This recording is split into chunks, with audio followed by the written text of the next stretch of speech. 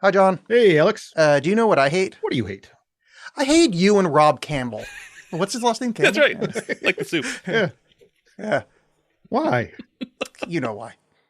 I don't know why. Oh, because between the two of you, you maybe watch Step Up 3. Step Up 3D. Won't give it the respect. There was zero third dimension in that. There's all kinds of third dimension. I mean, if you count more than 3 characters with 1 dimension as a character, yeah, sure. Sure. 3D. Yeah. You had the twins. Those are 2 guys. And at one point, they were kind of like arranged Oh, on yeah, each when they're other, fighting so Neo on the highway. No, these guys okay. are way cooler and way more Argentinian. Can I talk yet? Yes, absolutely. This is Rob Campbell from Green Shirt is joining us. Why are you watching this movie for characters? You don't go into this for characters or plot. Yeah. That's not the point. Oh, You didn't the mediocre watch it. dancing. You watched That's what it that's wrong. You watched it. Yeah. No, I didn't. Wrong. Let me ask you a question. It is a celebration. I have 2 things to say about this movie. I'll get the second one later because I haven't thought of it yet. The lead guy, and I don't know anyone's name. Wow, I know Moose's no, name. That's we not don't need true. anybody's name. Who's the lead guy? Oh, Luke. Couldn't the actor who plays Luke not actually dance? Because they keep cutting to him pulling his hat down to cover his face, so obviously it's like a stunt dancer. Why would you hire that guy as the lead? I mean, unless he's famous. He could be No, famous. that's a He's young, I don't know. That's a very good question, and it's Yeah. probably my biggest down tick on this movie is that the lead is so vanilla, and it's Yeah. not like they mostly they hired dancers who can kind of act. Right. And in this case, they hired a guy who I guess he's full of charisma. He's got a big career ahead of him, but God knows what else he's done. It's weird. It reminded me of the Iron Fist TV show that Marvel put out. Uh-huh. So Marvel's Iron Fist is the single greatest martial artist in the Marvel comics. That's his thing. Yeah. Like there is not a single person better at martial arts. So they hired a guy that doesn't know how to do martial arts as the lead. Right. Yeah. And there's only so much you can do to cover it up. And every time that Vanilla Ice looking motherfucker was dancing, I was like, and he did some, he's a better dancer than me. I'm not saying he's bad at it. It's just anytime it got somewhat complicated, it's like, oh, wow, his face is in shadow now. Like, oh, that's weird. I don't remember him dancing even once. I don't remember him. Yeah. Like it took me a second because I thought there's one guy that keeps coming up to do the robot. And I'm like, that's Luke, but it's not I Luke. kept doing that too. Oh, that's Robot yeah. Guy. And then when I figured it out, I was like, Yeah. wait a minute, what's Luke been doing? Luke doesn't do shit. And I love it. He's their hype man. Right. He poses a lot. Yeah. He poses a lot. He helps train them, and he makes a movie about it. He's the You know- filmmaker. Yeah. So the other aspect of hiring a guy that doesn't know how to dance to be your lead, hiring a lady that doesn't know how to dance to be your female lead. That's a You baffling didn't thing. like her 'Cause classic move of jump in the air and land as the turning Yeah. point of the dance competition? yes, her move. You mean the person in the air with the hair in front of their face that obviously wasn't the actress? Oh. Yes. Well, they had to carry all the emotion. They had to work harder at the carrying the emotion. If they were good actors, I would be fine with it. But they're also fucking cardboard cutouts of humans. No. I mean, she's a dancer That's in true. the sense that she was in musical theater. But No, she's not like you can totally tell she knows how to do ballet crap. Right. She knows how to move her body, but she's not doing the dance that we're supposed to be watching. That is not what is being experienced. Let's Right. start. Let's start at the beginning. You guys, first of all, why do you dance? Okay. There's a lot of reasons. I think I feel free. I can finally be myself when I'm dancing. Yeah.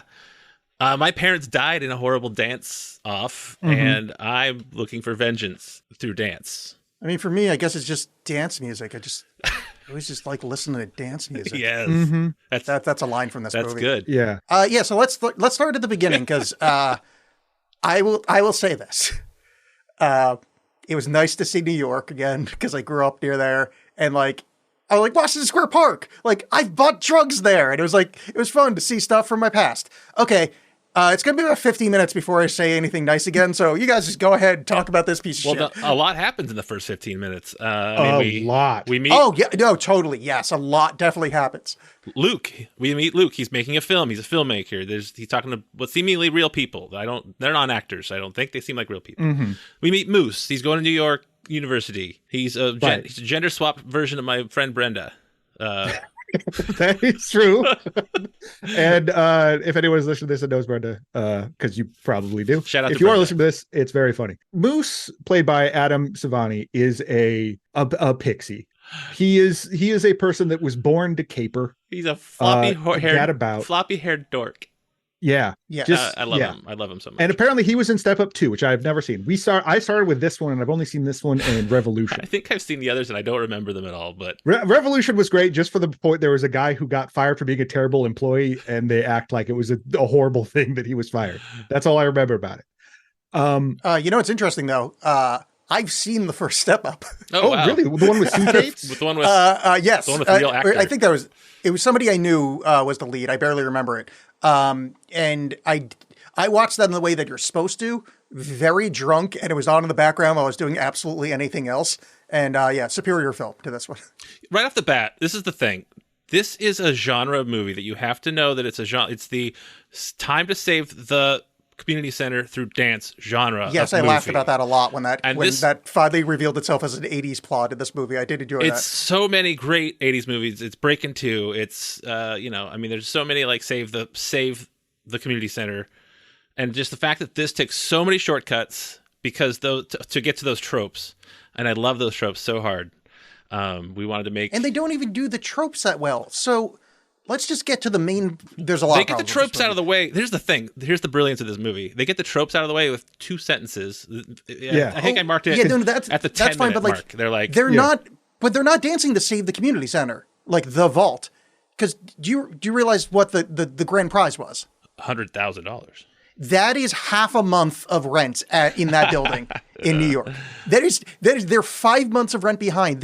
You can't get a studio for 5 months for $100,000.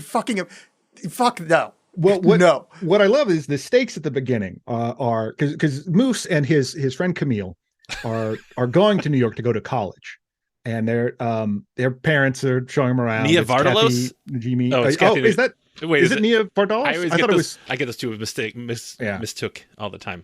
It's one of them. Anyway, and a lot of the time, I couldn't tell a lot of time if so much of this was green screened, like the kind of like TV green screen, where there's like stuff in the front, but then they like do stuff to add to the background.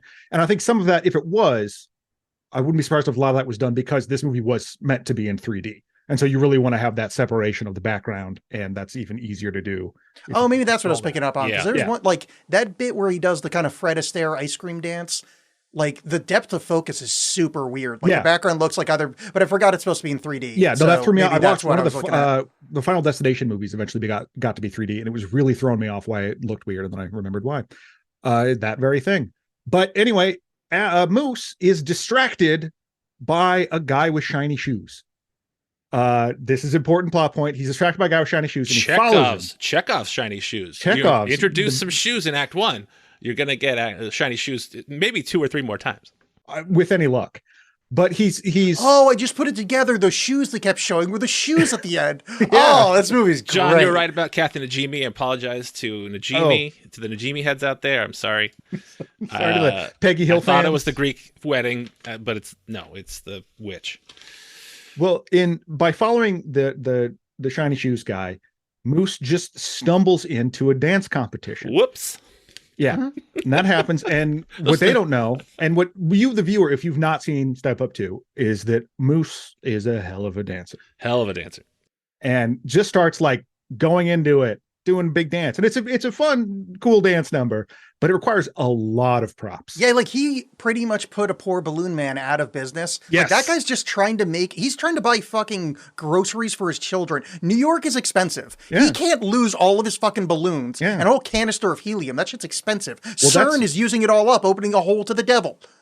But that's why the balloon squad is there. And that's why they're able to call the cops right away. I would say this is one of 2 or 3 dance sequences that are dream surrealism. They're not. They're like those, like, who's the dancer in the 60s and 50s? Oh, Gene Kelly, Fred Gene Astaire. Kelly. They do those scenes where all of a sudden they're dancing in the middle. Like it just doesn't make any sense in the middle of the movie. This is not happening in reality. Like some of these scenes are just happening in Moose's deranged head, I think. Well, so let's talk about the Moose dancing thing and what that leads to, because I do of my many notes. Let me read 36% of them. Opening. Young, wide-eyed, fey, tiny little sprite of a child gets to New York. The first thing that happens is he impresses a 35-year-old by moving his body around, So that 35-year-old brings him to his compound where he's immediately told, lose your identity is dance now. Yes, that feels very safe in how the rest of this would play out in real life. Found his identity. Yeah. It was inside him all along. Yes, so was mine when I followed Jared Leto for 6 months. He stumbles onto that dance thing, and by doing so, stumbles into the secret world of dance, the John Wick type secret universe of dance. Because remember, it is extremely John Wick. Luke turns around from one dance battle to find that Moose is stuck in another dance battle. What school are they going to? There's dance battles everywhere. This is the John Wick-averse of dance, where not everybody's an assassin, everybody's dancing. Everyone's dancing. And the key difference between the two is in the dance world, absolutely nothing is at stake. Nothing. Absolutely nothing. And like they keep talking. Hey, half a month's rent. No, this is before all that happens. But they keep talking to Moose about how like, man, you dance better than those guys. Now you're in trouble. For what? Right. For it's perfect. Nothing. The stakes are so ridiculously low. This is like a parody. Like this is a satire. Yes. Like this is not a real movie. So this part, like exactly what you're talking about, this whole part reminds me of, remember when Mo Sizlak was teaching freestyle rap and dance on The Simpsons? He's like, so a fly girl comes up and he's talking about how to defend yourself via dance. Yes. Mm-hmm. That feels very much like Luke in this movie. It's like the Jets versus the Sharks. And like the first time I watched West Side Story, I'm like, oh, these dangerous gangs are dancing at each other. That's what I felt about this. Same thing. Also, should be noted, first dance scene, 4 minutes, 20 seconds in. Like this, right off the bat, of course, 420, right? Nice. Oh, yeah, bro. But also... That's from the internet. Yeah, I think you're right. But yes, not my college experience. This is not what my college was like, where there's just dance battles every corner. Oh, you didn't go get a dance battle and then meet a stranger and then spend the rest of the day with him and like get into his car and let him drive you places? Okay. I wish. Look, if I want to just step in here, I would 100% was at one point in Washington Square Park, got picked up by a random person and ended up in their car. Was it Ratso Rizzo? There's no like fun end of the story. I just did a lot of drugs in that park when I was young. Woman is your wife now. Yeah. No, I did end up in, because later the Red Hook Dusty Boys are like one of their dance battles. But I did end up in Red Hook back when it was like the most dangerous neighborhood humanly possible on one of these drug runs. And a cop stopped me and told me to leave. He's like, you don't belong here. I was like, yeah. I mean, all cops are bastards, but that guy was kind of awesome. How much dancing did you do? Yeah. A significant amount. I was on ecstasy. It was the 90s. Raves were happening. Oh. And I'll tell you what, I had some moves that would put me on Team Pirate. Yeah, see, that's the thing. So he gets into Team Pirate. Right. Well, let's talk real quick. I'm sorry. The dance battle has the balloon popping, right? Which is like one of those reminders that this is a 3D movie. And now John's had me on episodes of his other podcast about a 3D. Oh, it must be nice. About a 3D Saw movie. I'm sorry. So John and I have already talked 3D, and I kind of love how ridiculous it is when you watch a 3D movie in 2D and you see all the parts where things are supposed to be popping out at you. I think that's very funny. Well, this also, much like we talked about in that very same show that Alex is never going to be on. I appreciate it. No, it's good. It's good. in that self-same episode, like how 3D is gimmicky. And like this movie leans into that. This movie is not like, no, we're going to make just a regular ass movie. It's very, very silly. The stuff they do that's particularly 3D, the Slurpee, insane. The bubble popping, then the balloons. That was something. And then the 3D cop bastards. Hey, why are the police running so vigorously at this? Because this kid lost some balloons. They're on the spot. This is the most effective police. The NYPD is just on it for this balloon crime. Yeah. But anyway, yes, 3D. Alex, do you hate 3D in general? What is your thoughts on it? I have no real strong opinions on 3D. I think it's fine. I've never seen a good 3D movie, but I mean, like, I don't think anybody's really tried to make one yet, have they? Oh. Has there ever been like an actual quality movie for 3D? Yeah. Jaws 3D. I don't know. Friday the 13th, part 3. Jaws 3D. Which I actually did see in 3D. Saw 3D. Yeah, Saw 3D. Saw 7. And then... yes, you just named all the reasons why I said Destination 4. I guess maybe Hugo. I don't remember it. But I didn't see Hugo. That has a chance. No, so I'm very open to 3D. I got no problem. It's just like I've never even seen anybody like make an attempt at making like an actual like real movie in 3D, other than like post-process? Avatar? Yeah, come on. Avatar. Everybody loves Avatar. Avatar. Big hit. Big Hollywood. Mm-hmm. I grew up with a Viewmaster camera, so which has 2 lenses that are the same distance as your eyes. So it takes 2 photos and then you put them into the Viewmaster reels. So all of my family vacations are in 3D on Viewmaster reels. And so like my parents are always like, all right, stand by that canyon, but make sure I got to put a shrub in the foreground because there's got to have some depth. So I'm all about it.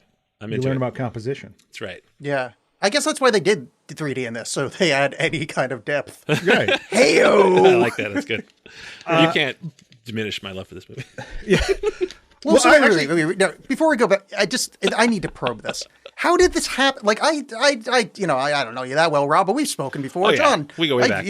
We've known each other for quite some time. How the fuck is this a movie that is oh, cool, let's hang out with the guys and watch Step Up 3D? Like, what? How did this happen? Is this a We Sew thing? Did you have midnight movie showings? We did have a movie showing. We used to go to a weekly hangout with pals in an apartment watching movies, and we watched.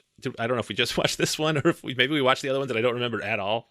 I only remember this one. I don't think. Well, this and Revolution.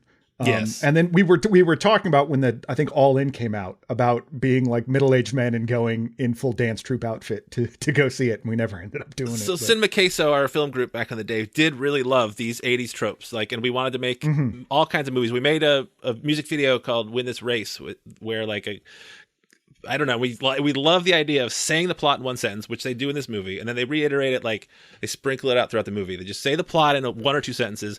Plot's out of the way. Yeah. Piece of cake. Why bother with any other? Why bother with spending more time than that? And it's then just a vehicle for dancing. Just a vehicle for dancing. The scenes in between, they're kind of Hallmarky. But if you don't really pay attention, you just kind of kind of zone out. I'll say this though, I don't believe when people say, "Oh, it's a popcorn movie, you turn your brain off." I don't believe in that because I think our friend Milo pointed out that turning your brain off is what you do to survive being tortured. That's not what I'm here for.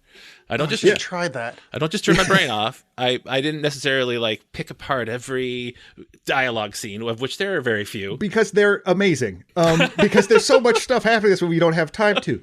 So after he gets introduced to the pirates, which include just a handful of goofballs and a couple of twin dancers, the Santiago twins. They go. The pirates have a what do they call their lair? Is it the vault? What are you, an idiot? The vault. Jesus. Their vault is upstairs. It's Someone's this real pirate. This place that Luke's parents bought doesn't have. They died apparently, but he doesn't have a trust fund because he gets mad at someone else for having a trust fund. But he lives in a building that his parents have bought. So I don't know if this 100,000 is to cover the rent or if it's just to cover, or the guy owns it outright and just that's the property tax or something. There was property taxes, he owes more than 100,000. There's just no fucking way. That's a multi-million-dollar lot. But who knows? Maybe his parents, they might have bought it. Call it. Yeah, rent control. Rent control. Or they bought it in the 50s and he's just still paying that. That's fair. So this guy, Luke, about to lose the vault. They're behind on rent behind on payments because of how bad the dance club is doing. That dance club is full every time we see it at really odd hours. They are doing spectacularly well. I think that man's putting all of it up his nose. I think this is some booger sugar stuff going on. Could very well be, but that club is also insane. There's a lot of stuff in there. And nobody's holding drinks. A lot of upkeep. You know how you keep that place open? Everybody's drinking. You see anybody drinking in this? Nobody's drinking. Yeah. You can't pay the rent with dance. This is something we learned. Well, I mean, you kind of can. Oh, wait. Never mind. I learned the wrong lesson. But down in the club, they go down in the club after meeting in this very club. And then what's his butt? Luke is just filming people. One of them is this dancer, who Natalie. Yes. Who's really tearing it up. Meanwhile, Moose goes to use the bathroom. Oh no. He is confronted by a man wearing a jacket with speakers on it. Speaker jacket. Yeah. And then it's all the club, it's all the bad guys coming to get him, and get revenge in the bathroom. So they have a bathroom dance off. The stakes are that he might not dance as good as them. Yes, that's the stakes. He's not going to get hurt. I don't think they're going to hurt him. I mean, maybe they are. Maybe they're going to murder him. But they eventually some other dancers show up and get in their face and they're if you want to dance against him, you're going to have to go through us. And I don't understand why their response isn't just, yeah, fine. We're the best people in the world. What? That's not a threat. But apparently it is enough to stop the dance battle parkour chase thing that was happening. Well, all right. So the whole dancing thing. How? I mean, I don't know fuck all about dancing, but there's something intrinsically funny about people trying to be tough while dancing. Yes. Which this movie really, and maybe that's what you like about it. That's right. Is how incredibly fucking stupid that is. But there's more than once in this movie I was reminded of Zoolander.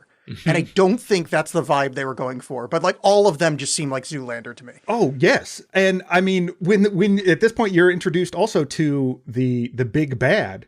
Yes, Julian. Oh yeah, and Julian, who is an ex-pirate and Luke's arch enemy. So Luke and Julian are beefing. We find out why later, right? But I just love that it's there's a villain. They have a huge fight. Luke and Julian. It felt very like Young and the Restless. It was great. And all the while, by the way, is that Moose is still supposed to be in school. Right. Apparently is going to school, but he keeps getting interrupted by Luke.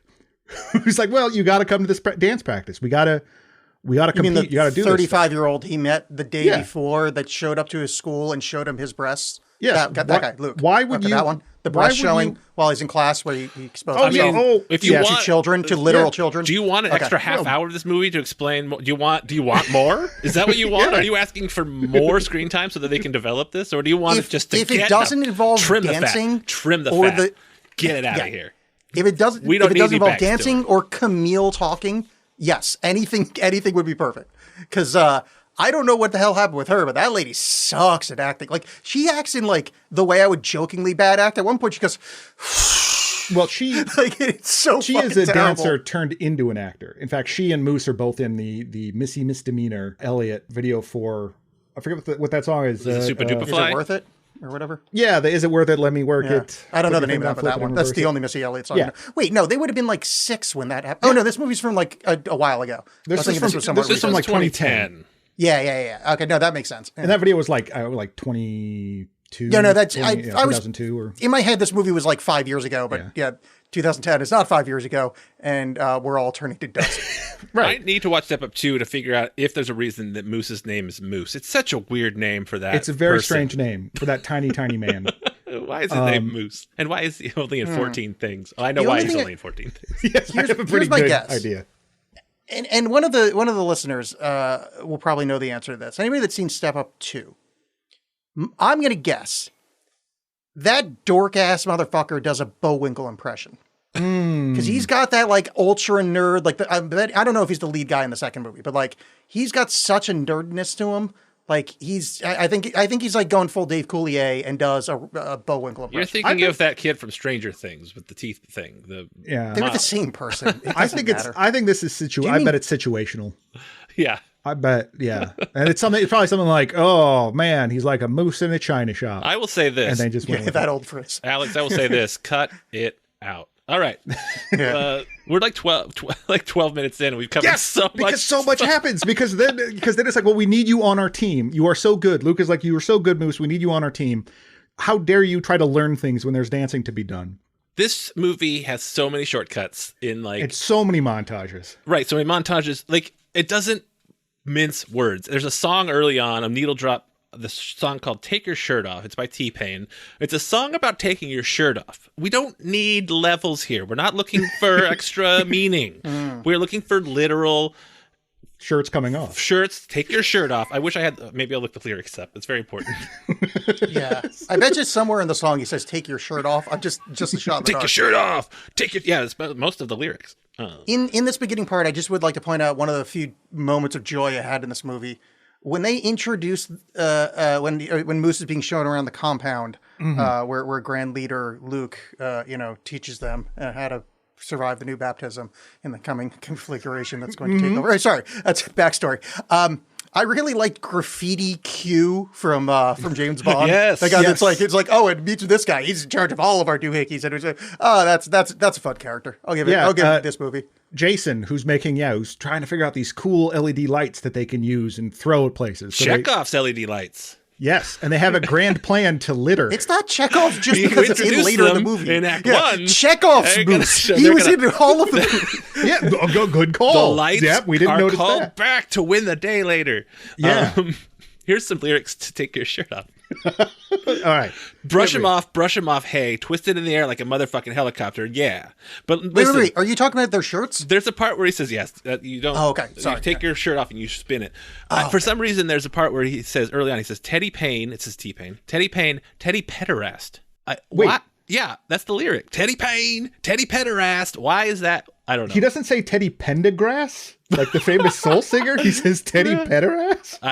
Okay, I'm done. Or is that a confession? Did we just unlock levels of T-Pain? That's as far as I was on St. James. I'm not going to go any further on that. I'd rather not. But that's interesting. But it is interesting because you did bring it up about an old man showing his tits to a young boy and his child friends. They're all adults. So this is layered. This is very deep. But they're in college. They're college. They're all over 18. Oh yeah, no, I'm sure that's the excuse you told the bailiff. Then we get is I think they I'm do implying that John's an amphibophile. Yeah. Thank you for the Did I say it right? terminology. You did. Yes. My circle's complete. They finally get involved in a dance battle. I think as you mentioned with the Dusty Boys from Red Hook, which is just such a funny gimmick that we're ashy. That's our thing. But I learned the most important thing to learn in this movie is how to win a dance battle, because they're not going to tell you. At no point do they tell you what the rules are, who judges it, what they're being judged on. It's vibes. Well, what the trick is, if you want to win a dance contest, go second, right, or have one more routine than the other guy. Yeah, because that's always what happens. Corollary. There is a moment where they say the samurai have so many more people than we do, like number of people. It reminded me of the Jason Mendoza from The Good Place, his 40-man dance crew or whatever it was. Oh yeah. The more I've never seen that show. Oh, it's great. And I heard it's great. Yeah, I just have never watched it. But yeah, the more people you have, the better chance you have to win. Because it's always like someone does something, one dance crew does something, the other one just picks it up, and then I don't know how it goes down. And like I said, the movie is not interested in telling you because you don't need to know. This was one of the first moments that I realized. I mean, I don't know fuck all about dancing. I don't know what good dancing looks like. This looks impressive in a gymnastics way, but I don't know if it's good dancing. But I really thought the Red Hook guys won. I thought this was going to be it's a double elimination thing, over the top style. Because I was because they obviously are doing it better. They've got cool dust and stuff. They look great, but apparently they lost badly. That was until they started doing the robot, and it's somehow making robot noises. It's in the music track. See, that would be my guess, that it's in the music track, but I like the idea that they're just able to somehow he's a robot. That. Or like you called him, Graffiti Q, that he made up something. They have secret speaker jackets. Oh, yeah. It rules. But you get a lot of intercut of the dancers, Luke's film about the dancers, and Born from a Boombox, they all keep saying. Ugh. Yeah, BFAB. Are you guys BFAB? BFAB. No, I am not. John, you're pretty BFAB. As far as I'm concerned. Thanks. Maybe not much. Maybe not as much as Alex, but Alex is I'm more like AFib. That's a medical joke for 3 people. I'm having a heart attack. Please go on, please. In the montages that we're talking about right now, there's one that I really need to bring up because it reminded me of another movie that I can honestly say is one of the few movies that's better than this one. Their dance, Luke and whatever the hell, Natalie. What's her name? Natalie. Luke and Natalie, their dance together when they're doing the kind of capoeira fight dancing choreography. Yes. Was very reminiscent of that scene in Daredevil with Ben Affleck.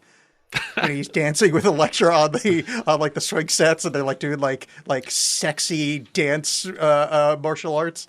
And I haven't seen it, but now I want to.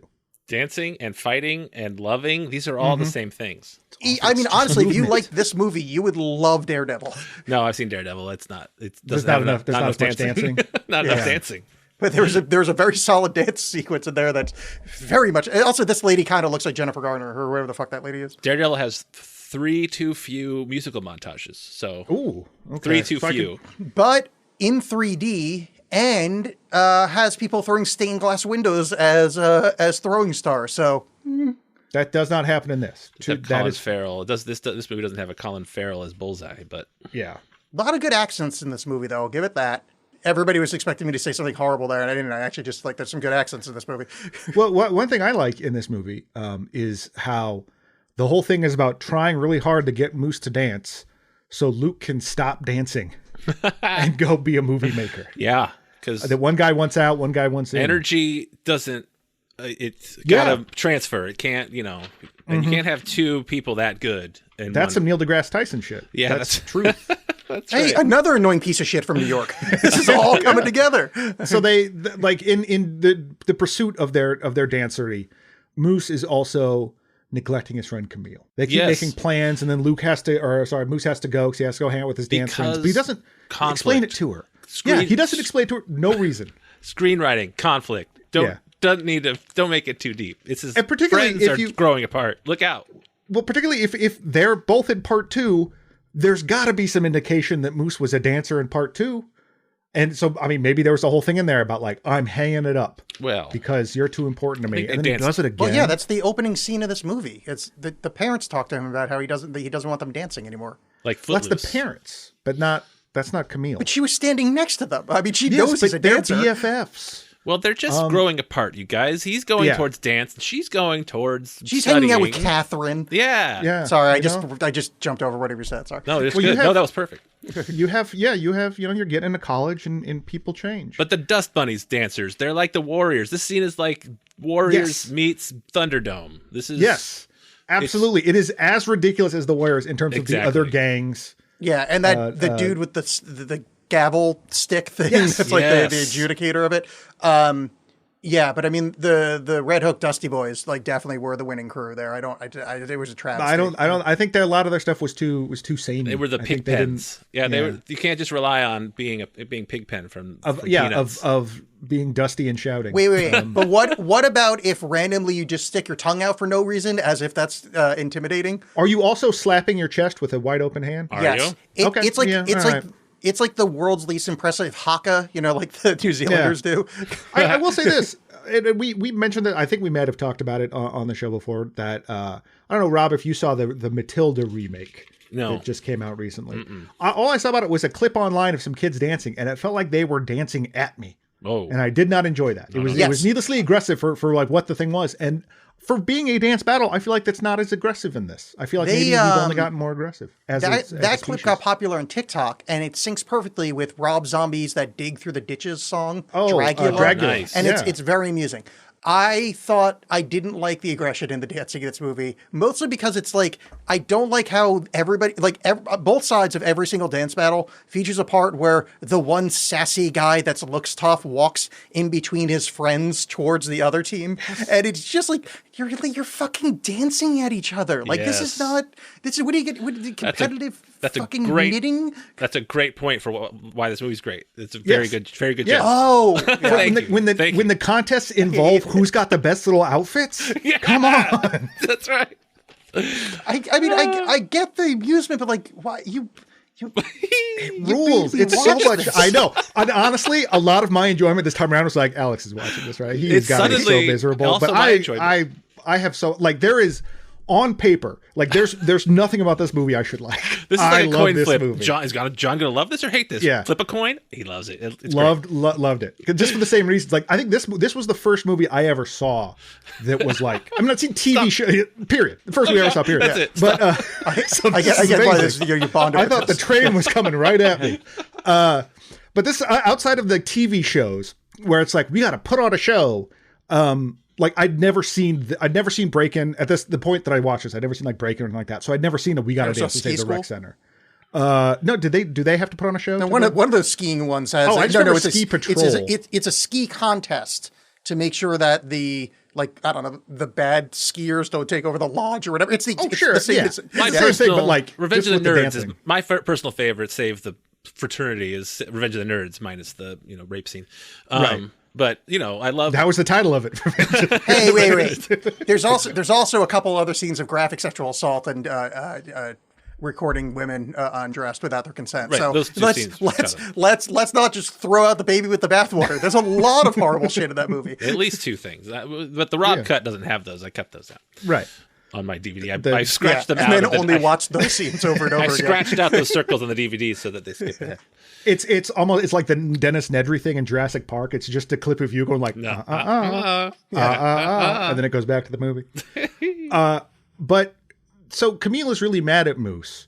And Moose just keeps emotionally manipulating her into forgiving him, which is pretty great. He just kind of goes like, "Well, That's friendship, John. That's what friendship's called. That's what friendship is. This fucking friendship is really problematic. And I know I'm taking this movie too seriously, but like he manipulates the shit out of her. And sorry to give away the end here, but he kisses her at the end after showing no interest in her in that level this whole movie. And I was like, dude, yeah, I don't like that shit. Because like John gets mad at me if I talk about us kissing on the podcast, let alone that time we actually kissed. Like this is bullshit, and I don't like it. That was for us. That's not for them. But I forgot this is a movie. Yeah. He convinces. I mean, besides, like, that's the most he's going to do. Like, Moose is a living Gumby. He can't have sex. He's just a sprite that loves to. Oh, come on, Gumby. Like, he should be no genitalia. He should be a like he'd be a jester. He'd make a really kick-ass jester. Not one of those that's like, I'm going to speak truth to power. But if you're just like a bummed out king that wants to watch a dude like fall down in a cool way, you would call Moose. And then yet he's like the third lead of this movie. The jester is in charge now. It's great.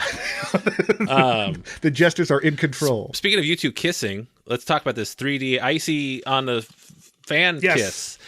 So, I can't get it up without being covered in sticky icy now, and I can only kiss people while being covered in after just sugary Slurpee. Climbing a rusty ladder in New York on top of a fucking subway vent or whatever the fuck that was supposed to be. Like, sewer vent. It was everything about that was disgusting. Well, so it's supposed to be this like American Beauty kind of thing because Natalie and Luke, as their relationship is forming, Natalie's like, "Oh, you're such a good filmmaker. Like, how do you come up with these crazy ideas?" Actually, after she has some weird like Dennis Miller flavored coffee rant about sizes of things. Yes. I guess that's for the parents. You're like, finally something for me.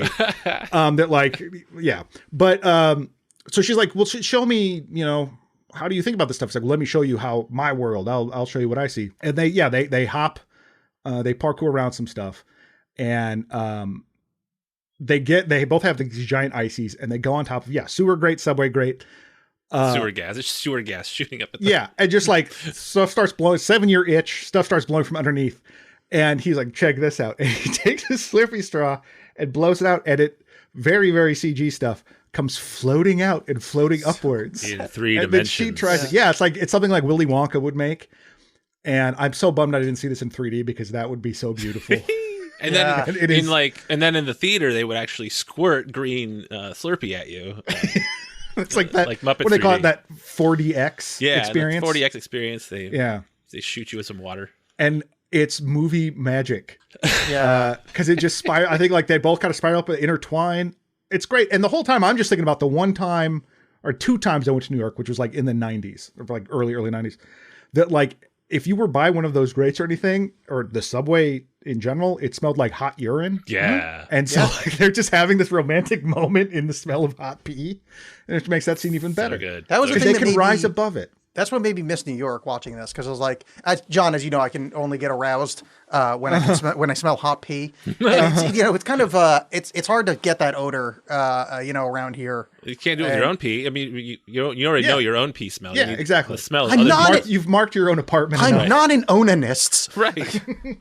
It's got to be someone else's pee. I remember that word. I was going to use it. I just don't want us to skip by, because that Slurpee scene was amazing. Yes. Yes. Let's go back. And I don't want to go past some of the worst of this movie. That parkour scene showed the lead actress as one of the least coordinated people I've seen. Like, I am 250 pounds. I have bad knees. I haven't ran in 2 fucking decades. And I'm telling you right now, 80% of that parkour that she was doing, I could do better and more fluidly. Show us. Show us. Let's see it. Oh, yeah, watch this. Bring the receipts. Oh, shit. Look at John. Oh, wow. Oh, my God. Damn. What? Yeah. What's up? Holy shit. I told you. I've never seen I think we just got served. Even though this is Step Up 3D. We just got stepped up. I just stood up without going, ugh. And the 2 other middle-aged guys shattering. Like, wow. While we're going back, I'm going to go back to the beginning and talk about the time when he jumped over that hot dog cart. Yes. Let's just start it from there. Okay. Oh, yeah. When the lead actor definitely did that. For no reason. Yeah. Oh, no, I just bet they did another one of those dumb angles where it obscures his face when he's... Well, yeah, that's the thing. And this is, Jackie Chan can teach us a lot. And one of those things is, and this movie does like a fairly, like this is, by the way, should mention this is John M. Chu, who has gone on to have a very lucrative career. That's right. And he just didn't he do Crazy Rich Asians? G.I. Joe Retaliation. He did G.I. Joe Retaliation. Oh, I thought I recognized his style in that. Yeah. Step Up All In. Moose is very Snake Eyes. He's got a Snake Eyes smell about him. I don't see him he did Crazy. In the Heights. He directed Crazy Rich Asians. And most importantly, did In the Heights. The Lin-Manuel Noriega, probably producing. Because I am looking at producer. Did you just say Lin-Manuel Noriega? I did. Oh boy. But anyway, so he's, he knows how to do this stuff. But that scene of him jumping through a hot dog cart, like if they just had him do that, that would have been cool. But it's 3 separate angles. So it's clearly like he couldn't do it. Which is, that's a cheat. I do like that most of the dance scenes in this don't have like rapid fire cuts. Like, yes. They're not like long takes, but I do like the editing in this movie. John Chu also, also did Now You See Me Too, which of course we all should be angry that wasn't just called Now You Don't. Oh, I was going to suggest Now To See Me. Or that's Why good too. To You or something. It's follow up to Now You See Me. It should be Now You Don't. Agreed. Yeah. Let's write to this asshole. Yeah. Okay, so I'm done. I bet there were some serious arguments about that. But we have another conflict. A test is coming. It's another conflict, you guys. It's a movie. Yes. This is called screenwriting. Oh, it's not. Oh, Rob, this is 2-layered conflict. Not only is a test is coming up, it's at about the same time he's got an important dance. Are you fucking kidding me, dude? Yeah. Oh, if only there was some way to have planned this in any capacity. Well, you can't plan a test or a dance off. Yeah, they just happen, and you got to be ready. Can you plan stopping your BMX bike at a place you've never been before just to hit the tip of a water main somehow that only explodes 30 feet away from where it is? Oops. Yes, that causes the fountain they've been dancing on to turn on. And he just does a whole bunch of property damage and then dances about it. No, it's supposed to be, obviously it's built to have water. It's just not supposed to have water on it during a dance contest. So like the accident is just that this water feature went off instead of being dry. Yes. And that's how good they are. The Pirates are, is they can just roll with it. No problem. And that's I do have to say, like, this was one of the few dance parts that actually was like, oh, that was pretty impressive. Like, that actually kind of looked cool. Yeah. Like the whole water sequence. Yeah. I think most dancing should have that. Should have a thin layer of water on it. What was that movie from the 80s where the famous one with the lady with the water on her head? Flashdance. Yeah. Like everything should have a flash dance element. Yeah. Mm-hmm. Yeah. Well, this movie has flash dance elements in spades. Yeah. This water scene, this is probably where they thought of the second Avatar movie, The Way of Water. I bet this scene inspired it. Yeah. That's also in 3D and has water.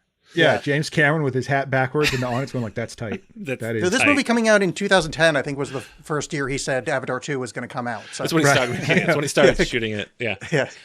But I love this because there's also a concern that at this point we learned that there's this World Jam coming up. Yeah, they're going to compete in this World Jam. They're going to win some money to get that. They're going to save the rec center or whatever. Yeah. But someone has leaked their entire set. Holy shit. Oh my God. Someone has filmed and screenwriting. I just love it's very like, oh my God, I think you just be different then. But I just love when the guy's like, you guys have your DVDs? Yes. Do you all have your DVDs? You all signed that NDA, right? By the way, the sussiest thing about this is what's the lead lady again? Catherine? Lucy? Natalie. What's her name? Natalie. When fucking Natalie gets introduced, she's the most suspicious ass. Like, oh yeah, she's some kind of Maharaja. What's that lady? Right. Maharaja. Yeah, thank you. Maharaja. She's some kind of Maharaja. She's some kind of like traitor spy type. Noriega. Are you thinking and then when they go like, Noriega. do you all have your DVDs? And she looks at camera and does that suspicious eye dog from the end of that Simpsons episode, moving towards the camera. It is so fucking it is Chekhov's bad acting. Yes. But is the question, does she know? Did she give away her DVD? Yes. Or we find out at this point, you're asking, did she give away or did she lose it? So there's a layer. There are layers. Is she just a fuck up, or is she? Is she just yeah? No, I'm actually not a misogynist. It's so no. I actually think she's totally capable of women never lose things ever. Whoa, he's doing parkour again. Whoa! Oh, damn. Oh, God. It's so bad. It's like when Michael Scott falls in the dumpster in that one episode. Like, or one of them does. I've actually never seen an episode of The Office. I saw that GIF somewhere. So we learn because of this. Yes, we learn of the duplicitous nature of Natalie, and that she is in fact Julian's sister. Who would have saw it coming? Shakespeare. Like before, when she was asked directly about her brother, and then she looked at the camera and did those sideways eyes and said, "Yeah, we're still pretty close." But because I did not remember the details of this movie, because you're not supposed to. No. But they go into why she's trying to figure out, like, why do you hate Julian so much? And he's like, well, he used to be a part of the Pirates. I was not prepared for like the issue is that Julian had a gambling problem. A gambling problem that was so bad, he bet against his own house. And then to win, he threw the match. And then after that, his gambling problem ended. He put money down on the match. Because they live in like a multi tens of $1 million house in because New York. Luke doesn't like him because he's got a trust fund, and so he lives off his well, this stuff. brings up, I didn't want to bring this up before, but I just want to bring up one more, like, kind of just into logical fallacy. She's his brother, right? She's his sister. Yeah, that's what I meant. Checkmate. Yes. Got him. That's a good point. She has enough money to just buy the house for them then. Because he can just do it out of spite. She could just be a nice person. She doesn't have access to that money, man. She obviously does. No, she doesn't. Because maybe you're saying that the brother worked for it? That's obviously a trust fund. No, but yes, but who knows who's in control of it? She doesn't have. She's not liquid, dude. Again, it's not a misogynist. Bitcoin. No, none of these rich people are liquid. Nobody apparently the that's brother rich is, because he can Moose can is liquid, bet on, maybe. He can win the fucking the vault in an auction. You're so he's telling me liquid that as shit. You think she can get her hands on 100,000, which you say they need like 200,000. I mean, you say they can't. So which is it? Is it that they can't have enough money because it's New York and it's $1 million, or is it that she can just easily go to the bank and pull out $200,000? Yeah, I'm saying she could just go to the bank and be like, "Hey, I'm going to buy that building." I have rich parents and I don't have shit. So that's true. He doesn't. He's got medical problems. I got a lot of problems. Not to put it that way, but like I kind of imagining the way you've treated your parents, and like I wouldn't give you money either. Oh, no, very nice to my parents. No, I don't. Yeah, but I mean, they can tell it's for the money. I'm nice to my parents too. Yeah. Let me tell you about it. Anything to not talk about this movie. I just took it as that Luke is a manipulative, controlling man, and that he actually has control, being the older male heir. Yeah. Also, how close could Luke and Julian be that he was unaware of his sister? That's true. But maybe maybe she was out of the picture. Sorry, but not to ruin the movie. They got bounced between their brother and sister. So they got bounced between their parents. So chances are, it's the same way like in Melancholia, where one of the sisters has a British accent. And when you are part of a 20-man dance crew, you don't always know every single one of them, every single detail about every single one of them. But yes, maybe he was afraid that Luke would fall for Natalie because he had a thing for Luke. Because there's something there. There is something these there. two. Oh, it's electric. There's more than just a gambling addiction. Yeah. Yeah. So they got to win the World Jam for a lot of reasons. They've got to. Luke's at the bank. 2-minute scene. It doesn't need to be there, but it's just 2 minutes. He's like, reiterate, hey, audience, remember, we need this money. Yes. Don't forget. It's very awkward, and Luke just sells it. You could see the despair as he slightly arches an eyebrow about this. The guy they hired to be his banker, or whatever the fuck that was, really seems like the producer's uncle. Like there's not a lot of acting going on there. There's a lot of these scenes that do feel like, oh fuck, we forgot to do this. All right, let's just do this. We need to explain this thing. Like, this guy audiences don't understand this. Let's just shoot this in a broom closet somewhere. Let's have this be a bank. Yeah. It's great. I don't think we really talked about it nearly enough, but that when they fought the Asian stereotypes, which ones? That was the ones that were literally called the Asian stereotypes. Round 2. Yeah, round 2. Mm-hmm. That was, even for this movie, that was unsubtle. Oh, well, with all the guys gambling and they literally in the score to them dancing, I think they mixed in that ding ding ding ding ding ding ding. Like it's full out like. So they should celebrate their culture, is what you're saying. Boom! Maybe Checkmate. they're taking it back. That's the same argument. Remember we were talking about that Michael Vick guy, and you were saying how much you love dog fighting and you like watching them rip because you love their culture. Yeah, yeah. Right. Yeah. Because I like dance. Yeah. Well, I think dance. I want to be clear here. I think dance is equivalent to dog murder. I think anybody that likes dancing is up there with dog murderers. Just want to be very clear. Also, you're stupid. I of say this. Well, I'm that's trying fair to be enough. the heel of this episode. But you're doing great. Yeah. And by this episode, I'd be the last 166. I've been to a couple of dance performances that are like fancy dance. They're like artistic dance. And I would much rather go see this. This is way more fun than I don't know, Twyla Tharp. I can't even begin to imagine how bad that room smells. Oh, yeah. Just wet moose. Just wet moose. It smells like Subway grate. But yeah, I was just trying to find out. The Asian stereotypes. I have no defense for it.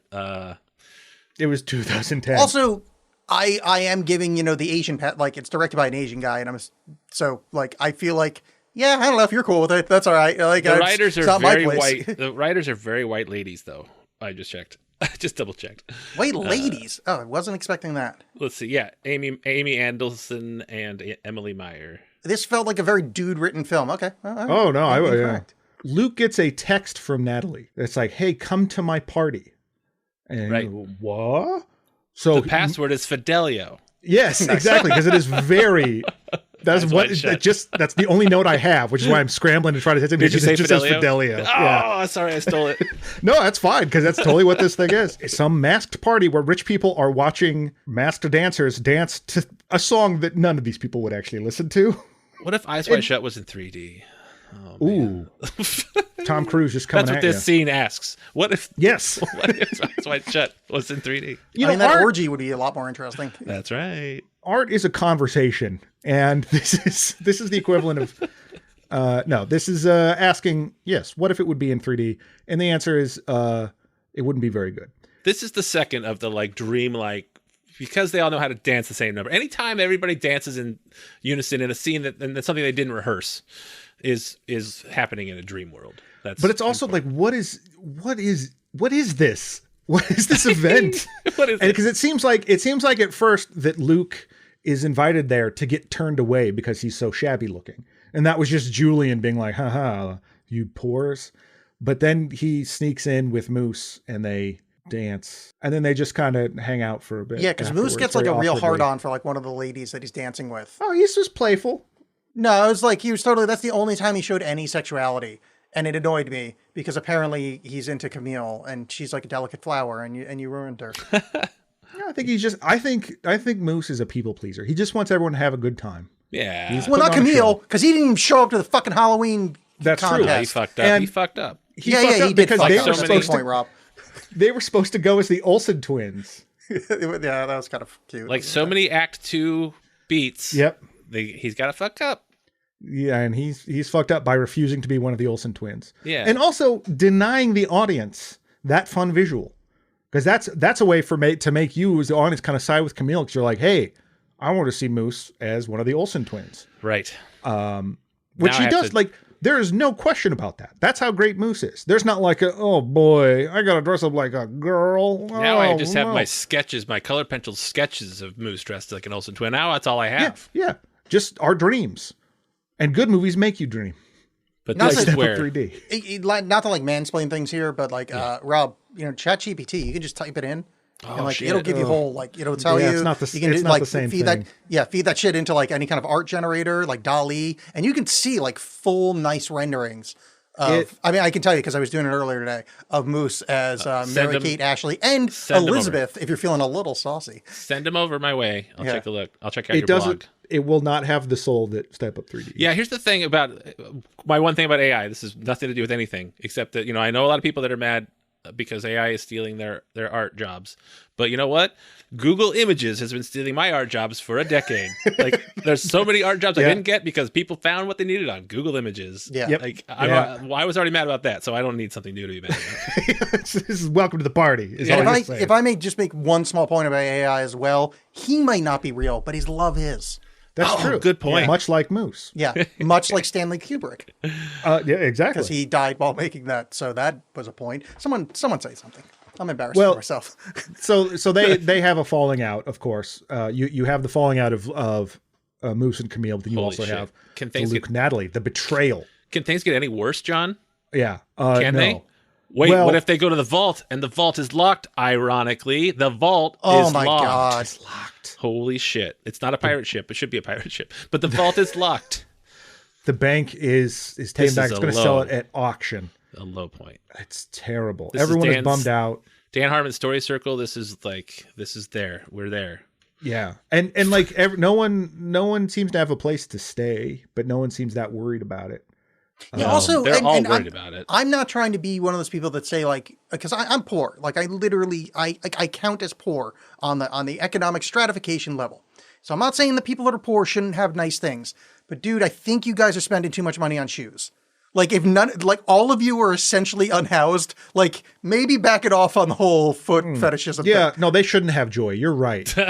They should just be eating gruel. I was going to make the next point that they shouldn't have joy. I was starting with the economic thing first. Sorry, I've been hanging out in our conservative recently, and I've got a lot of new theories on. I check that out sometimes. Oh, you should. Yeah. It's I do sometimes. I'm always like, what? No, I do as well. It's really, how did they twist that? This is not to talk about. I went today to find out what the reaction to the Hunter Biden saying, yeah, no, I would love to do this in open, and like you guys can question me, and the Republicans like, no, we don't want that. Literally, there was no links to it on the entire conservative side. No, they live in a different world. They live honestly in a different world. It's insane. It's wild. Yeah. It's too easy for me to fall into that stuff and just. I spend too much time getting mad online anyway. I don't need to go to Arkansas. We're 1 hour in, and we have a soulful montage of the things have fallen apart. We've got where are our characters at? They're at a low point. Montage. Luke is working a job. Oh, can you imagine such waiting things? Fucking tables. So we're not going to sit in this low point for long. This movie doesn't want to dwell on the low point. This movie is joyful, and I would like to bring up a joyful point. Yeah, I enjoyed Moose and Camille dancing. I'm a sucker for that 1950s, like everybody talks in a mid-Atlantic accent and we just do dumb dances to the street, and them having a wanton disregard for everything around them, just stealing hats and scooters and just throwing it on the ground. That made me nervous. I was like, oh, this is kind of this is fun, and I just want to make a big reveal to you guys. You love this movie. This is where the movie won me over. Not even kidding. When I realized they were going full, oh my God, they're going to save the summer camp. When I realized, like, oh, that wasn't just a fun reference earlier. They were doing the full 80s trope. I'm like, I kind of love this. This is like, all right, I'm here for it. Yeah, stealing hats, throwing garbage can lids. Yes, the scene after this is the entire neighborhood just beating the shit out of them. Yeah. But before this, they're having a great time. They're haranguing the ice cream truck guy to blast his tune. They're harassing a woman who's threatening them with a hose. And what was stealing scooters in a guy's hat who just gives up immediately. I was very much expecting Camille to be a non-dancer. That it was going to be she's just kind of having fun with her friend, but it's like, oh no, you're like good at this. Was like a pleasant thing because it was the first time in this movie that I'm like, oh, that's like previously now every single point in this movie I knew exactly what was going to happen, and not in it like I'm a fucking idiot. So like I want to be clear, this isn't about me thinking I'm smart. I'm a dummy at every move, but it's like oh she's actually kind of good at this. This is what a pleasant little thing that's happening. I wish that the dance had in reverse, like after the first half they went back and fixed all the thing, like they put the trash can lids back respectfully, and then they give the guy back his hat, and like I wish they'd done it in reverse. That would have been one improvement I have. They returned the water to that woman's hose. Right. They apologized to her and they pick up all the leaves from the tree that they shook. Yeah.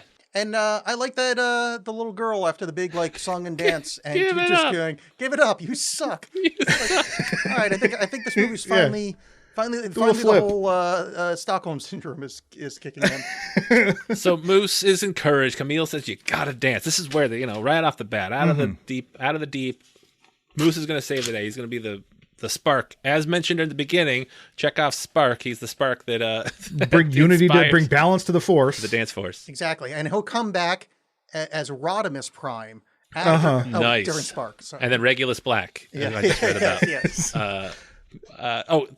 No shortcuts here. Finds Luke 2 minutes of like sit down. Dancing is what does he tell him? Elvis, Michael Jackson, and it brings hope. And that's the point of this scene. Yeah. And you got to get the gang back together. And this again, one more note, this would have been better with a montage of getting the gang back together, but it's hilarious that they take a shortcut and just they're there on the street. Yes. I did enjoy that. Yeah. It's the opposite, it's like the opposite joke of that whole opening section of MacGruber. Right. Where he puts together the squad and then they immediately die. This is like, oh, we're about to get the gang back. They're just like literally standing outside. They're just, I did this already. Shortcuts. Yeah. At some point, we're into, like, this guy has shown up throughout the movie in little bits, but one person who's not coming back to the group, Carlos. That dastardly Carlos is always mad. That's the only lines they give him, is to be mad about something, and then he leaves the group. He's not coming back. Then he joins up with the bad guys and tries to convince Luke. He's like, Julian will pay for the vault. You'll give it to you outright. And give me the everlasting gobstopper while you're at it. Yes, but throw the dance. That's what you got to do. And Luke's got way too much integrity. I think. That's bullshit. That's not integrity. That's stupidity. That's bullshit. Well, that's not going to cover. They're the pirates. He has a full ass group of people to take care of. They don't have anywhere to sleep. Take the fucking win, dude. Oh, you know what's going to take care of them? Dance will take care of them. Dance heals all. Yeah, it will. I didn't think about that. I'm going to be honest, and I apologize. That was short-sighted of me. Yeah. Oh, we skipped over this, but I just like that one bit where Natalie is like, "We can go anywhere, California, even." Like, it's like, oh my gosh, you can go to California. Holy shit. On the California note, the amount of advertising for the California Film School that you see in New York is kind of baffling. Right, because it's like there's film schools in New York. Yeah, there's like a famous film school in New York. Like at there's NYU, also, it's like one of the biggest ones in the world. And I bet there's other fly-by-night scam organizations like the California Film Academy that can take this guy's money. So what I loved about the whole going to California as like a kind of what are my dream in the future is the lady from a rich family takes a train to California. Mm-hmm. It's romantic. Yeah, nothing. I mean, I guess she was depending on him to show up, but like, it seems like she was just going, I'm just going to be on a train by myself for 2 weeks. Well, Natalie's last name is Amtrak. Yeah. Julian and Natalie Amtrak. I personally am a sucker for a long train ride. Of course, I've never done one alone, but I do love a nice leisurely, rock you to sleep train ride across the country. It's, very much agreed. I just feel like the cross-continental by yourself, there's got to be moments of like, I'm really starting to think about things that I can't be alone for this long. Not when you have the power of dance with you. Yeah, that's why you go to the dance car. Every day there's some sort of dance that breaks out on this train. Yeah, it's like one of those cruises. It's like there's dance. She's on a dance train. They meet Keto, who I think must be I think this whole scene must be callbacks to number 2. Yes. Keto must be the lady that he knows from number 2, and all these new dancers. So this is where they could live. Like, they don't need the vault. They can live under the Wonder Wharf or whatever. Blast from the past, presumably, including a group called the Ticks, which I thought was weird. They were introduced earlier. Oh no! Oh, I'm sorry. No, you're right. The Ticks were already in the group. But we were introduced to Monster, Cable, the man with no bones, Fly, Hair, and Smiles, and I would like to. I like the nickname of Noun. Can you guys just start calling me Noun? Just Noun. You'll be Verb. What's up, Noun? What I also like is that Camille is there too, and no one notices. Yeah, Camille fills out the ranks. Yeah, right. Moose, who is apparently patch things up with, you can't even bother. No, that's why it's never going to work for them. Yeah, but these are all, I assume, maybe dance members from the first movie. Yeah, or the second movie, rather. But yes, they're making a grand re-entrance. This is like the scene. People go nuts for that scene in Avengers Endgame. This was my Endgame. Is seeing these people that I didn't recognize come forward and dance. And they walk in fake slow motion, which I think is great. Yes, they are pretending to be in slow motion, and they are having fun doing it.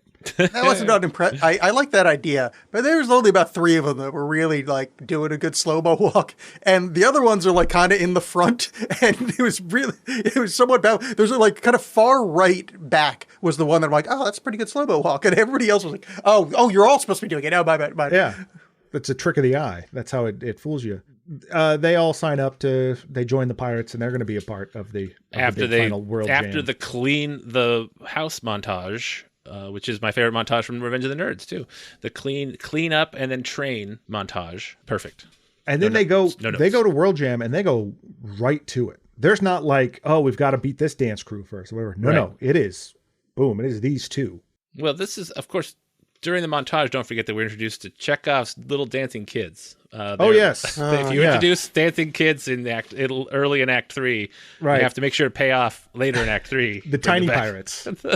in a very embarrassing scene. Though I will say, this is the most Zoolanderian scene, with both of them in garish, idiotic outfits. But that one spot where Lucien is holding two guys by dog chains and they're doing like rough dog motions. I'm like, this is straight fucking Zoolander. This is, I don't remember Owen's name in that movie, but like that's exactly what he would be doing. Hansel? Right.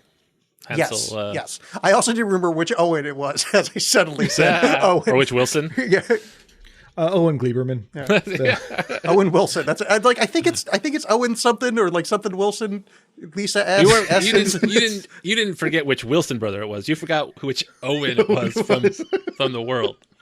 Honestly, I wasn't entirely sure about that because then I was thinking his name might be Wes, and I'm like, no, that's because of Wes Anderson. Right.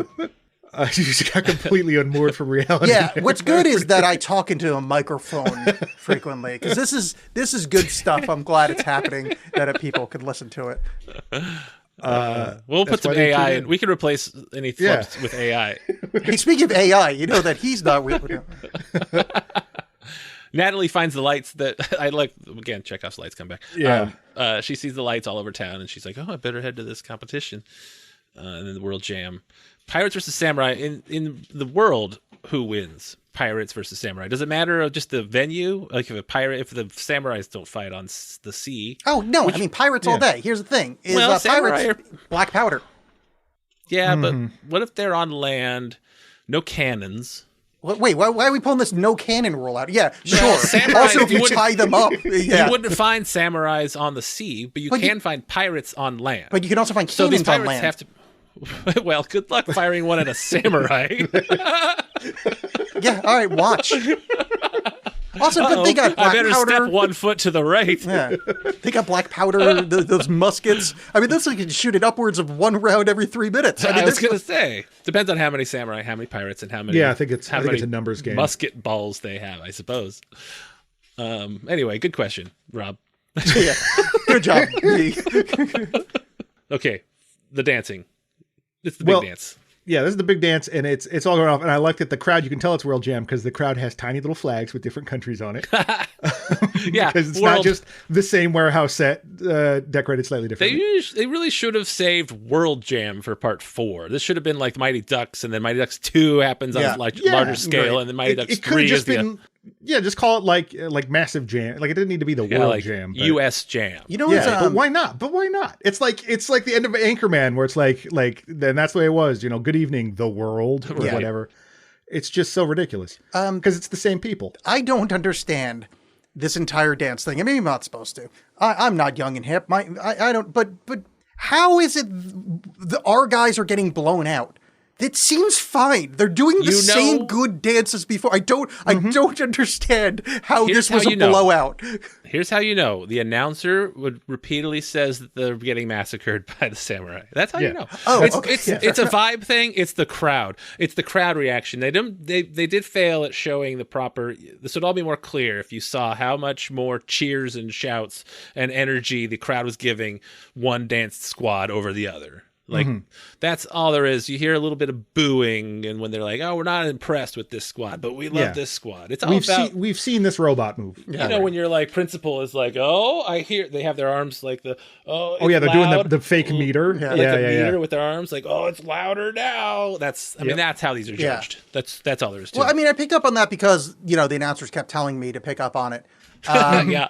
Thank God. They got you. You don't need to do anything about this. They got you. Yeah, they got you. They'll tell you. It's also like what a surprise. that lady that left before came back to dance.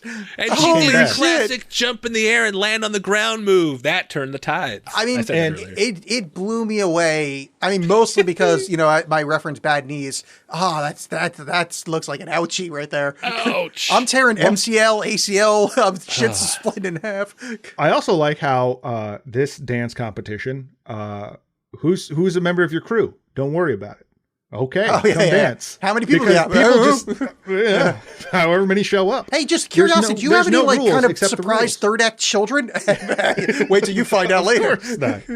This is the only thing that would make this better is if this happened in a courtroom and they're like, surprise witness, it's a dance crew of children. Like that would be, I would love for Step Up 5 to be a courtroom drama. Yeah, and then it's just not guilty. And they're like, for reasons of awesome. Yeah. They turn the tables. Lights come back. Oh, the lights that they've been working so hard on. This is when they really get called back. The LED outfits. Yeah. They seem down and out. They're like, we're screwed. Or are we? We have LED shirts that my shirt lights up, bitch. I just also like to point out that they were struggling to make these work, and it caught on fire in the hilarious part of the montage. Motherfucker's an engineering student. If you can't figure out how to wire an LED, then just go for dance, dude. You don't need a double pager. Just stick with dance. Wearable LEDs. It's different. There's different ohms. You think that engineers never have a little smoke once in a while? You think that every engineer just never? Well, legalize it. 420. Nice. Engineers love blowing shit up. That was for show. That one was for Moose. Blowing that shit up. He was trying new things with LEDs that you can't even imagine. Yeah, he was going so far beyond. Get this. You're here. I got a diode that's going to emit light. Yeah, that's what LED not stands just any for. light. Dumbass. No, that's good. I knew that. Wait, you're calling John a dumbass? Yeah, no, I didn't know anything. It's dinucleic ribonucleic acid. And the short strings of LEDs are just RNA. Yeah. Good luck having those after getting vaxxed. Oh, shit. Yeah. That's how I got my magnetic powers, by the way. I don't know if you know about that. That's why I can only use regular bulbs, because I got vaccinated. I can't use LEDs. Yeah. I'm a cuck soy boy now. Anyway, the LED shirts and whatever light up. They do cool. They go to the music, even though they're clearly added later in post. But with it, that makes it cool. That makes it more Tron-like. And they're already like that musical number has already just crushed the samurai. But they're not done. Nope. They keep going. They have this whole other act with more awesome dancing. And that, as we mentioned, brings out the kids. And the kids stun on them. The pirate shotties, as they're called. Yes. And then goes back to our earlier point. Then the samurai are like, I guess we don't have anything. We don't have a rejoinder to that. No. We're not even going to try. We can. They didn't bring children. They didn't bring lights. Yeah. And they just know that they're beat. And so respectfully, they quit. That's right. They bow out. And then... I almost call him Julian. Luke is able to pursue his dream of $100,000 and leaving the place he tried to save. That can get me 3 pretty good sushi meals in New York. That's after he finds the well-placed coat and letter that she left on the floor for him to find. Really good. Oh, by the way, we have not discussed her ninja ability, because when we meet her, she can disappear behind walls. She's got Naruto powers. I think maybe she's a ghost. Oh, that makes sense. Yeah. The ghost of dance. I should have looked up who was the muse of dance and Greek stuff, and then kept shoehorning it in. And now I regret not thinking of that earlier. What's that Gene Kelly movie? Xanadu has. That's where I learned all my muse of dance information. Is that the roller skating one? Yeah, there's roller skating in that for sure. Yeah. Wait, did she enroll him in the film? Yes. Program? Yeah. Not only does she enroll him, she sends the application in using his the DVD he burnt her as an application letter. Okay. As long as she didn't, I guess she didn't sign his name or steal his identity. It's just weird to sign somebody up for school. It seems like it's a little bit weird. Right. It seems like there's going to be some paperwork involved that he would need to be a part of, but also money. Let's not point out that. Well, I mean, she paid. I'm sure she can't afford to buy the house, but she can pay upfront the $200 to get into this. Right. To put in your. Oh yeah. I forgot. You're going with this is a kind of complete sham school. Yes. Yeah. I mean, the application is not. You don't have to pay thousands of dollars to apply. Right. But if you get in and you can't afford it, that's like rub it in your face, poor. He's gonna pay for it with dance. she's just baiting the hook. Oh, by the way, not to Magic Mike this thing, but like there's a lot of very attractive men with like abs in there. Like, why don't you just like go, like you're near the village, like just go fucking Peel and get some money, get rent going. Yeah. Well, that's like, to Luke, that is a misuse of dance. Luke's a fucking idiot. He'd rather work at a diner because he wants, because dance music, as he mentions, dance music has always been there for him. Yeah. And which is, I just like the idea of just feeling bummed and putting on Better Off Alone or that Blue Dabu Dee Dabu Da song and just being like, yeah, this gets me. Slow dancing. But yeah, they win, and then Moose gets his double major. Double major. Engineer. We were really invested in because you can tell how much he likes electrical engineering. Electrical engineering and dance. And I like how they're like, okay, that's weird. I knew a guy that was a chemistry major and theater major. Like, yeah. Well, and Moose is going to be the world's first danceneer. Yeah. And he's like at NYU. Like, it seems like that's probably, like, I'm not saying common, but like, that's probably not that uncommon. Yeah. But that's crazy that you can do two things. Yeah, and he's not gonna do it because guess what? He just gave himself more classes, and that's time away from the pirates. Yeah, but the lead pirate's gone, so the pirates are basically. I guess that's. I mean, at this point. Now that it's saved, the pirates can probably rest on their laurels a bit. I think a dance major. Oh man, I don't know. I don't want to get any dancers mad, but I bet a dance major is. I mean, I feel like it's not as much studying. But can you over dance? Will he be like, I am danced out from classes. How am I going to do this dance battle? Not Moose. Anybody. I guess that's true. I mean, Moose, the capering fuels him, so I think he'll be fine. We get the scene of lead female that I refuse to remember her name. Natalie. I don't care. Leaving on a train or about to, and the whole crew's there to say goodbye. The crew that yesterday she stabbed in the back and is only made up to the one she's fucking. Yay! She's goodbye. Let's everybody hug. But he helped them win. He told her what she did to help them win and how sorry she is. Oh yeah, no, because that's the way human behavior works. But the thing is, they know Julian. Why are you watching this movie looking for human behavior? What are you doing? These aren't humans; they're dancers. I only watch movies to figure out how I'm supposed to pretend to be one of you. That's nobody's the entirety ever watched of my movie. Nobody's ever watched a movie more wrong. It's how I watch every movie. How else am I? This isn't just any movie. This is Step Up 3D. How else am I supposed to mimic your behavior to get by when I have to leave my house? Explain that to me. Smarty pants.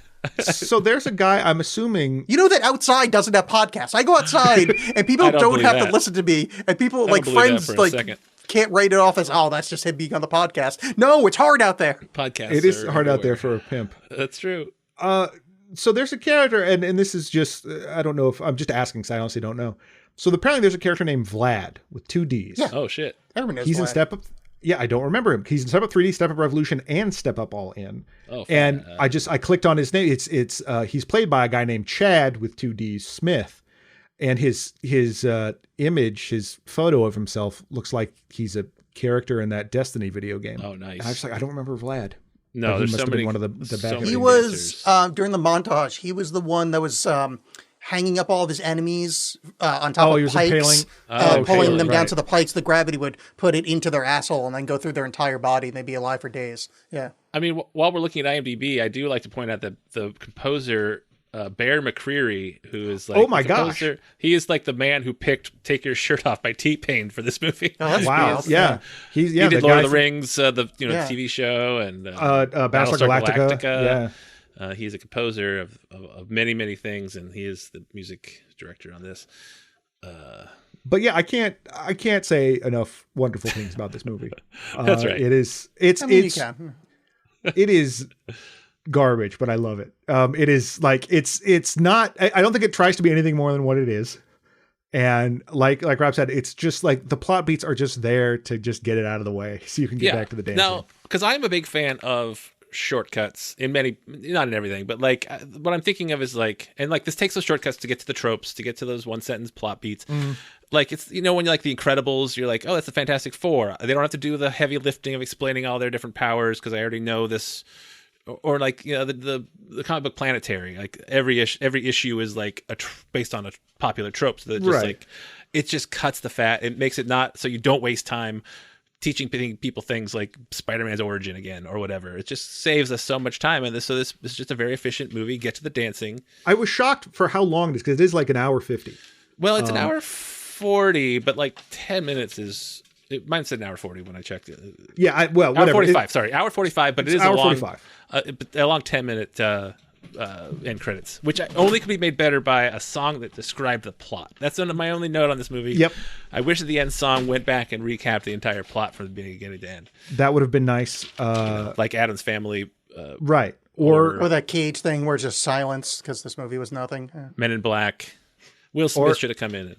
Roger Clinton's Blood Wings from Pumpkinhead 2, Blood Wings. Ooh, I don't know this one. He doesn't describe the plot, though. He just sings about being sad because he's Roger Clinton, Bill Clinton's brother.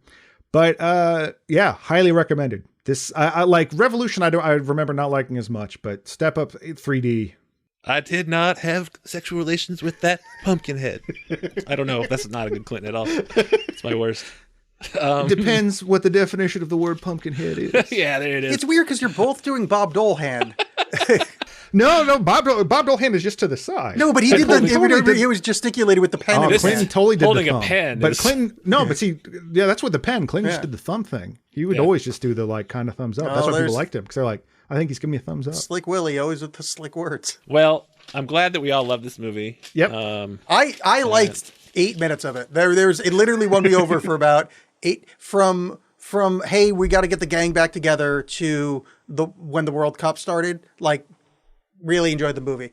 Other than that, I'm going like I'm like not even like just Rob, because we don't see each other that often and we've never seen each other in real life. I'm gonna punch you.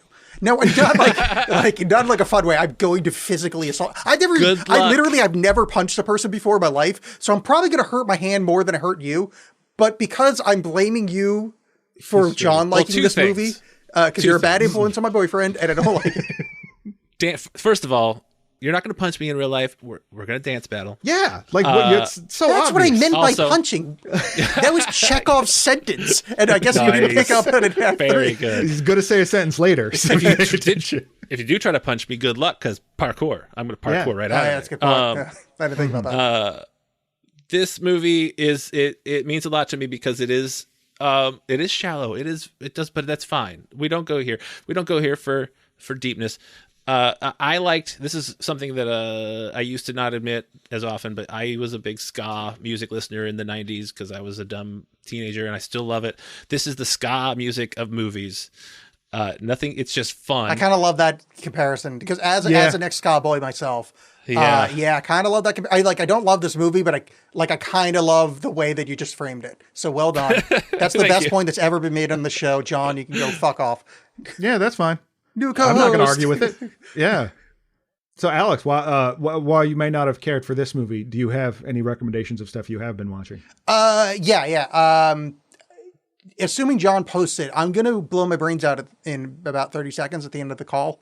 So John, if you could just post that video, that's my recommendation to everybody watch that. Okay. I've reached a new low. I'm going to recommend, although I've talked about this ad nauseum elsewhere, I finally beat Ascension 20 Defect on Slay the Spire, which anybody that plays Slay the Spire knows I was playing it yesterday. I suck. Yeah, Ascension 20 is like literally 20 levels harder than the base game, and Defect is the hardest character to do that on. And I finally beat the heart that way, and that game's amazing. Like I think I've played over 1,000 hours of it. Like it's so just telling the audience, one, mild brag, huge brag. Beat Defect, nice work. A20. Yeah. Thank you. And y'all should play it because it's usually like $5 or something. It's on everywhere. I can't beat the heart. I mean, I beat it. I can't beat it on Ascension 3. So I never even got that far. Yeah, the heart's impossible, man. It just gets worse. You get like less cards. You don't full heal. You get a permanent curse. It's like by the time you get to A20, you're just like, just stop hurting me. How about you, Rob? Anything you want to recommend and or plug? Well, there is you can catch John and Alex on our my Star Trek The Next Generation podcast called Green Shirt, a newbie's trek to the next generation. And because I've been watching, so we're about to enter like season 7 of Star Trek Next Generation, and we're just do a episode by episode watch along. And DS9 has started, so I've been kind of binging ahead on DS9, and I'm really enjoying it. Just finished first season, so like it's getting really good as I'm entering the second season. And I just watched like Strange New Worlds, which I'm really enjoying, and I just started today Lower Decks, the cartoon with all the like Comedy Bang Bang alumni that I like. Everybody, all the voices of this show and this cartoon are like comedians that I love, and so I'm really getting into it. So yeah, I do a lot of Star Trek right now, and Slay the Spire. I'll play in that too. So let's get some more Steam sales for that. Nice. I paused my watching of Deep Space Nine, my rewatch, just to catch up with the DS9 minutes you guys have been doing. Yeah. And instead, I've switched over to, well, besides, I'll justify or back up Alex from last week. I started watching Scavenger's Reign, which is really, really cool. Hell yeah. What was this? It's a crazy animation series that's on HBO. By way of a quick recommendation there, HBO is pulling all their Warner Brothers cartoons in all the Looney Tunes stuff, old Looney Tunes, in December. So get on that while you can. It might already happen by the time this comes out. As well as a bunch of Adult Swim shows, like Delocated is leaving, a bunch of other stuff. I heard they were pulling the movie of that train coming at the screen. They're pulling that. They got tired of paying royalties to the train. Yeah. Mr. Amtrak. Yeah, and I watched a fun little like 90s indie movie called Day Trippers. I remember that one. With Parker Posey and like Liev Schreiber and Campbell Scott, whatever. I had a major Posey crush back then. Oh yeah. I watched every Posey. Yeah, she's great, and it's a fun movie. I mean, it feels very much like a '90s indie movie, so I think there's a certain amount of nostalgia that makes me like it a lot. But it was still fun. I enjoyed that. Did you guys watch the House of Usher shit? I am curious about that. I think like he's fine. It's one of those like he's fine. He's just not for me. Yeah. There's bits of Midnight Mass that I liked, and a lot of it I didn't. Yeah. But that's the only one I watched. The only other one I watched was that one. This one's kind of off the rails, so you'll probably enjoy it more. Yeah, I've heard it's fun stuff, and then just gore. like a great good cast, gore. and better gore. Anyways, yeah, and John, continue listening to your other podcast, which we can't mention here because Alex can't know about it. Will punch me. Yeah. Wait, which one? Al My Knee Hurts? Yes, Al My Knee Hurts. Thanks, you guys. I'm so glad to have an opportunity to discuss this the best movie that's ever been made. I mean, it's the best movie I watched today. Nice. Yeah. Well, thanks everybody. Goodbye. Bye, Rob. Thank you, Rob. Thanks for joining us. I was also actually going to ask, did you guys see Silo? I watched that recently. Did you watch Silo? No, I don't have Apple, but I've heard that's Apple all right. TV. That's right, it's Apple TV. Okay, yeah, I enjoyed it. Same answer. I'm not sure if it's, I don't know if it's good. I don't know if it's good or not. But I've heard it's fun. Yeah. Okay. All right. I'm out. All right. Thanks, you guys. Bye. Well, see you soon. All right. So for next week, we're going headlong into the Christmas season. And so it might be a little trite to do it, I suppose, but I mean, whatever. It's fun to talk about movies, no matter how big and famous they are, even if they're little guys. But we're of course going to do the Christmas classic, Feeders 2: Sleigh Bells. Yes. Shot on video horror movie from the Polonia brothers about aliens invading the Earth over a Christmas holiday, and it's up to only one man to save the world, and that man is Santa Claus, and he's also got some elves that are going to help him out. So it's going to be a fun time. I'm already like getting whiffs of suburban Sasquatch from this, so I'm very excited. Yeah, I mean, ever since I pretended to see Feeders 1, I've always wanted to see the sequel. Mm-hmm. So I'm really looking forward to it. It's from 1998, a favorite year of mine.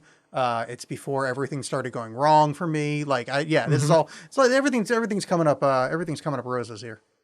Yeah. So if you've been confused by Feeders 3, which is not uncommon, you're not up to date on all the lore or whatever. Feeders 2 is going to fill those gaps in. Plus, it's only an hour and 12 minutes. So yeah, fuck yeah. Given that this is going to be our Christmas episode and no one's going to listen to it, I'm totally good with. Unlike our other Christmas episodes, which one person is listening to. Well, so. No. I mean, this one's literally coming out on the day of Christmas, and generally whole like the day you get the most downloads on the day it releases. I'm not sure people are going to be like scrolling through their podcatchers. You'll be like, I need to stop hanging out with my family who I love to hear about Feeders 2 Sleigh Bells. Hear about Alex say some fucking heinous shit. Yeah, it's going to be great. So join us. Yes. For Feeders 2. All right.